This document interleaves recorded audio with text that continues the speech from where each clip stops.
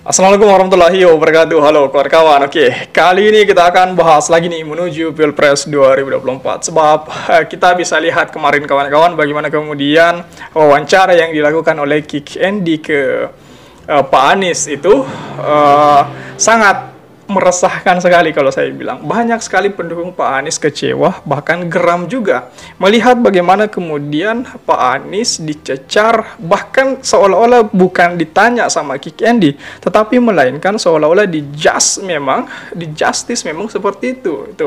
Ini apa ya, semacam gerakan yang atau power pertanyaan yang dilontarkan Kick Andy kemarin kepada Pak Anies itu seolah-olah memang mencari celah untuk bagaimana menjerumuskan Pak Anies di dalam wawancara tersebut itu. Nah, tetapi lagi-lagi beruntungnya bahwa Pak Anies itu sangat tenang sekali menghadapi bagaimana kemudian cecarnya yang telah dilontarkan oleh Kick Andy itu. Inilah yang kemudian salah satu positifnya juga kita bisa lihat itu. Sehingga kemudian beberapa emosional, bukan Pak Anies yang emosi, melainkan para pendukung dan para relawannya sangat emosi juga lihat Kick Andy. Bagaimana kemudian perlakuan Kick Andy di dalam wawancara tersebut itu sangat seolah-olah ingin menyudutkan Pak Anies itu. Pertanyaannya bukan pertanyaan, tetapi seolah-olah memang ingin menjudge Pak Anies seperti itu. Coba kita ulas lebih jauh bahwa di dalam wawancara tersebut itu bertajuk dosa-dosa Anies dan cecarnya Ketus Andi F. Noya itu. Dalam kita kutip berita ini di Ermol itu kawan-kawan. Coba kita ulas lebih dalam lagi.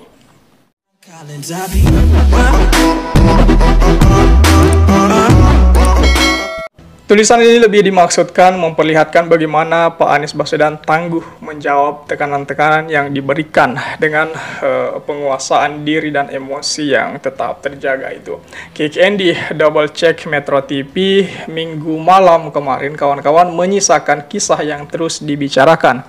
Itu tentang Andi Noya yang tampil garang mencecar, lebih tepatnya memborbandir Pak Anies Baswedan.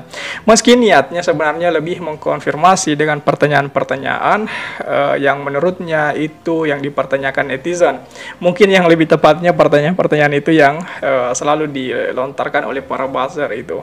Ekspresi wajah Andi Noya, pemilik acara itu, ditekuk jadi tampak garang itu. Pak Anies seperti dibuat tanpa jeda, digempur bertubi-tubi. Tampang pun sangat diseram-seramkan. Tanpa sedikit pun muncul senyum meski seiris saja. Tidak seperti sebelumnya, pada acara yang sama pekan sebelumnya itu. Dengan bintang tamunya Profesor Mahfud MD itu. Dengan Prof Mahfud, wajah Pak Andi Noya itu dibuat datar sekali. Pertanyaannya pun dibuat landai, jauh dari greget. Apalagi ketus menghujam itu. Jika saja tamu yang diundangnya bukan Pak Anies Baswedan dan diperlakukan demikian, pastilah emosi tersebut tersulut itu. Setidaknya suara jadi keras meninggi. Tapi Pak Anies seperti biasanya enjoy menjawabnya. Meski Pak Anies tidak seperti biasanya yang kerap mengumbar senyum, terkadang tawa pun diderai terbahak. Tetapi meski demikian, di sana sini masih saja tampak senyum Pak Anies mengembang itu. Nah, pemirsa pun dibuat hanyut dalam tanya Pak Andi itu yang mencecarnya. Dan jawaban Pak Anies yang terukur dan tidak berlebihan. Pertanyaan diarahkan tajam menukik dan Pak Anies menjawab dengan ritme emosi yang masih tetap terjaga. Tak tampak sedikit pun Pak Anies resah menerima gempuran pertanyaan. Ia fokus menyimak dan menjawab dengan narasi khasnya dengan kalimat runtut serta serba terukur itu. Narasi tidak diumbar berlebihan, meski pancingan pertanyaan cenderung menyudutkan, banyak kalangan menyebut itu sih bukan pertanyaan, tapi lebih menghakimi itu ya. Lebih kayak menjustifikasi banget itu. Ya tampak menghakimi itu terlihat saat Andi Noya meminta agar Anies tidak selalu berdalih pada kalimat yang sering dipakainya, agar yang menuduhnya untuk membawa bukti atas tuduhannya. Pak Anies menjawab dengan tenang bahwa di mana-mana yang menuduh itu membawa bukti. Sebagaimana di pengadilan yang membawa bukti itu jaksa dan hakim mengujinya lewat putusan. Pak Anies seperti memberi pelajaran pada hal simpel yang semestinya sudah dipahami pinanya. Ya, itu apa ya? Kecerdasannya Pak Anies dan ketenangan Pak Anies terlihat sekali di sini. Ya, Pak Anies hadir dengan kapasitas diri tetap santun. Tak sedikit pun larut terjebak, tersulut emosi dengan pertanyaan yang diajukan itu. Pak Anies konsen menjawab, tanpa perlu memakai pihak lain, jadi sasaran pembenaran dari apa yang ia lakukan. Pak Anies tak sekalipun membawa nama orang lain atau pihak lain dalam jawaban-jawabannya, apalagi membawa nama lain untuk dieksekusinya. Tidak sama sekali. Pak Anies seperti tidak butuh menjawab dengan perangkat melibatkan pihak lain sebagai pihak yang bersalah. Andi Noya melabeli semua yang ditanyakan itu sebagai dosa-dosa Pak Anies itu. Memang tampaknya berlebihan dan tidak sepantasnya. Itu jika dikonfirmasi telah mendapat jawaban memadai dari Pak Anies akan duduk perkara sebenarnya. Mestinya pelabelan itu dihapusnya, atau setidaknya di akhir episode itu Pak Andi Noya melepaskan label dosa-dosa Pak Anies. Itu karena Pak Anies mampu menampik dengan membuktikan tuduhan yang disematkan itu tidak benar atau bisa yang dipelintir dengan sengaja. Tapi, sampai episode itu berakhir, ia masih menyebut apa-apa yang ditanyakan itu sebagai dosa-dosa Anies. Itu aneh memang kawan-kawan. Tapi biarlah. Bahkan bagus juga Andi Noya bersikap ketus demikian. Ada hikmah di sebaliknya.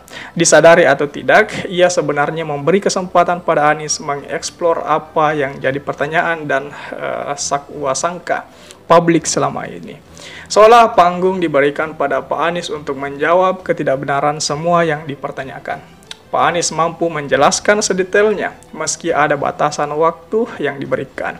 Dan lalu secepat kilat, Andi Noya menghujam lagi dengan susulan pertanyaan yang terus menekan Pak Anies yang disebut sebagai dosa-dosa Pak Anies itu. Nah, tulisan ini kawan-kawan tidak menuliskan ulang dan mengulas materi apa yang ditanyakan Andi Noya dan pula bagaimana Pak Anies menjawabnya. Tidak perlu. Karena itu dengan mudah bisa ditonton pada video yang beredar luas, bahkan dibuat per episode itu. Pertanyaan dan sekaligus jawaban Pak Anies yang memukau. Tulisan ini lebih dimaksudkan memperlihatkan bagaimana Pak Anies Baswedan tangguh menjawab tekanan-tekanan yang diberikan dengan penguasaan diri dan emosi yang tetap terjaga. Seorang kawan sore tadi masih saja mengeluh keluhan ketidaksukaannya yang lalu melempar pertanyaan, apakah Andi Noya akan melakukan hal yang sama? Pertanyaan model sengit, misal pada Ganjar dan pada Pak Prabowo. Dan lalu, cepat-cepat ia koreksi dengan tanya susulan, apa mungkin dua nama yang disebutkan, yakni Pak Ganjar dan Pak Prabowo itu, berani hadir di acara itu? Pak Ganjar itu sebelumnya tampil di acara yang sama itu, dosa-dosa Ganjar itu. Soal apakah Andi Noya juga mencecar Ganjar, sekeras mencecar Pak Anies, silahkan nilai sendiri kawan-kawan.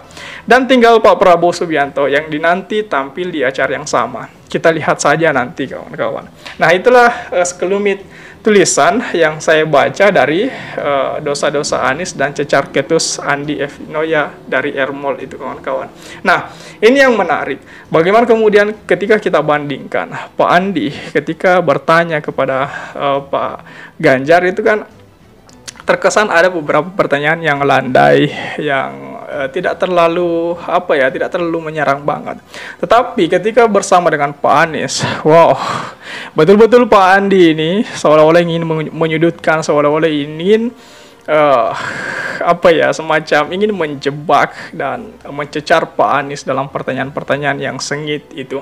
Nah, ini kita bisa lihat bagaimana kemudian kapasitasnya Pak Anies versus kapasitasnya Pak Ganjar itu. Itu mungkin Pak Andi sudah bisa menilai, sudah bisa mengukur kapasitas mereka sehingga Pak Andi memberikan suasana yang sesuai dengan kapasitas mereka itu. Kita tinggal tunggu bagaimana kemudian Pak Prabowo apakah juga hadir di acara Kick Andy ini ataukah seperti apa. Coba kita nantikan ke depannya kawan-kawan. Nah, sejauh ini bagaimana tanggapan kawan-kawan mengenai cecar ketus yang diberikan Pak Andi kepada Pak Anies ini kawan-kawan. Bagaimana tanggapan kawan-kawan mengenai hal itu? Coba tulis di kolom komentar. Oke, share juga video ini supaya banyak yang tahu informasi ini dan juga bisa ikut nimbrung di kolom komentar. Oke kawan-kawan, jadi saya pikir itu saja dulu. Terima kasih telah tiba di sini. Jangan lupa subscribe agar tidak ketinggalan pada video selanjutnya. Sekali lagi terima kasih dan wassalamualaikum warahmatullahi wabarakatuh.